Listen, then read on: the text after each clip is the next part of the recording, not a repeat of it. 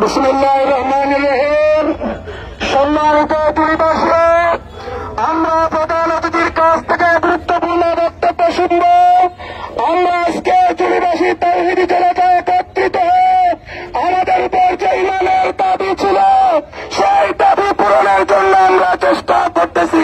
আমাদের লিখনির মাধ্যমে, আমাদের মিডিয়ার মাধ্যমে, আমাদের অর্থ দিয়ে, সময় দিয়ে, শ্রম দিয়ে আমরা আমাদের জিহাদ চালিয়ে যাই।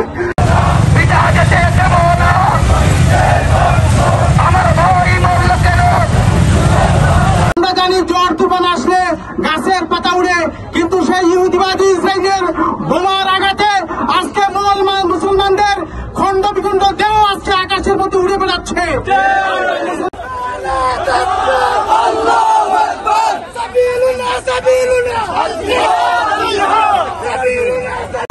এখান থেকে কিন্তু আমরা পণ্য বয়কটের ডাক দিচ্ছি। মুসলমানদের উচিত হচ্ছে ইসরায়েলের নামগন্ধ পৃথিবী থেকে মুছে দেওয়া। আমাদেরকে এই জনপথে রক্ষার জন্য তোমরা এগিয়ে আসো।